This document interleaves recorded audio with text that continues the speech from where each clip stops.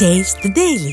கடலூர் மாவட்டம் விருத்தாச்சலம் அருகே முறையாக குடிநீர் வழங்கக் கோரி காலி குடங்களுடன் ஊராட்சி ஒன்றிய அதிகாரிகளை கண்டித்து பொதுமக்கள் அரசு பேருந்தை சிறைப்பிடித்து சாலை மறியல் போராட்டத்தில் ஈடுபட்டனர். கூடுதல் விவரங்களை எமது செய்தியாளர் தமிழர் தளபதி வழங்க கேட்கலாம். வணக்கம் தமிழர் தளபதி, இது தொடர்பான முழுமையான விவரங்கள் என்ன? அங்கு போராட்டத்தில் ஈடுபட்டிருக்கக்கூடிய மக்கள் என்ன மாதிரியான கோரிக்கைகளும் முன்வைக்கிறாங்க?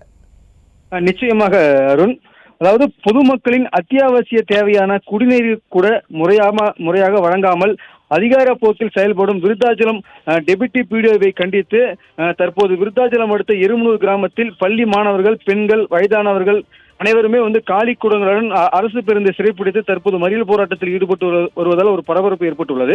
அதாவது சம்பந்தப்பட்ட எருமனூர் கிராமத்தில் ஆதி திராவிடர் மக்கள் வசிக்கும் பகுதிகளுக்கு கடந்த ஒரு மாத காலமாக குடிப்பதற்கு கூட குடிநீர் இல்லாமல் மாணவர்கள், வயதானவர்கள், நோய்வாய்ப்பட்டவர்கள் என அனைத்து தரப்பினருமே கடுமையாக அவதியடைந்து வந்துள்ளனர். இதனால் குடிநீர் இல்லாமல் தவித்த அந்த கிராம மக்கள் விருத்தாச்சலம் ஊராட்சி ஒன்றிய அலுவலகத்தில் பணிபுரியும் டெபுட்டி பிடிஓவிடம் முறையிட்டதாக கூறப்படுகிறது.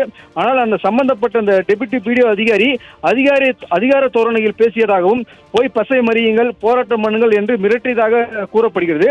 இதனால் ஆத்திரமடைந்த அக்கிராம மக்கள், பெண்கள், பள்ளி மாணவர்கள் என சுமார் 100க்கும் மேற்பட்டோர் தற்போது அந்த எருமனூர் பேருந்து நிறுத்தத்துக்கு முன்பு செல்லும் இந்த விருத்தாச்சலம் முகாசாபுரூர் சாலையில் காலி குடங்களுடன் அமர்ந்து தற்போது மறியல் போராட்டத்தில் ஈடுபட்டு வருவதால் ஒரு பரபரப்பு ஏற்பட்டுள்ளது.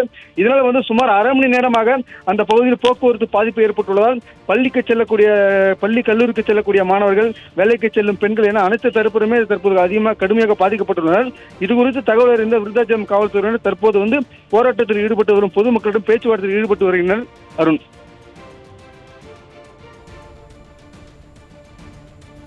தமிழர் தளபதி, உங்களுடைய விரிவான விவரங்களுக்கு நன்றி.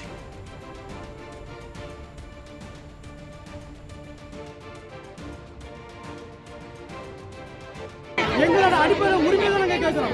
தண்ணி எல்லாத்துக்கும் அவசியமானது. நாங்கள் தண்ணி தான் கேட்கிறோம். வேற எதுவுமே நீங்கள் காசு பண்ணி கேட்கலாம். தண்ணி கேட்குறோம். தண்ணி எங்களுக்கு நிரந்தரமாக கொடுக்கணும் கேட்குறோம். தண்ணி கேட்கறது இந்த அரசுக்கு தப்பா தோணுது அப்படின்னா இதை விட ஒரு கொடுமை ஆட்சி முறை எங்க இருக்கு? நாங்கள் தண்ணி தான் கேட்கிறோம். அரசு கிட்ட நாங்கள் கோரிக்கை வைக்கிறது எங்களுக்கு நிரந்தரமாக தண்ணி வேணும்னு நாங்கள் கேட்க முடிஞ்சு, மற்றபடி நாங்கள் வேற எந்த ஒரு பிரச்சனையும் பண்ணல.